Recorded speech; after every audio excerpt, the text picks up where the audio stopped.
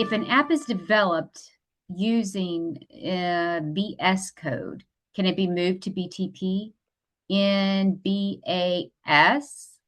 That's one of the Mhm. questions. Yeah. So maybe let's start from another point of view. So what's BAs? What is Yeah, I'm VSC? like, So now we are talking really about the development tools which can be used within the SAP UFF development. So in the past, we used integrated development environments within our SAP system, like the ABAP Workbench, to develop applications. mhm. And now we need development environments which are loosely coupled from the SAP system. And this is SAP Business Application Studio, so BAS, and Visual Studio Code. And the real difference is that BAS is a cloud-based development environment running in the BTP, which is a ready-to-use development environment.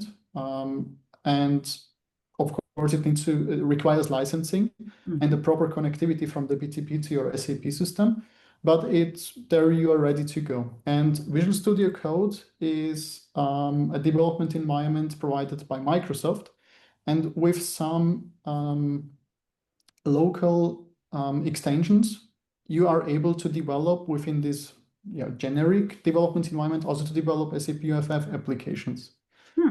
So you And don't have to be licensed. You don't have to license this.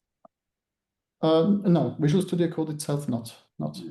There are also some drawbacks. So licensing is one point, but developers need to prepare their machines to use Visual Studio Code because you need so-called Node.js, which need to be installed. You need to be able to run scripts, for example. Sometimes firewall settings need to be changed in order to get all these public modules you need to develop. But then you're good to go. It's free to use, and you can develop on your local computer these applications.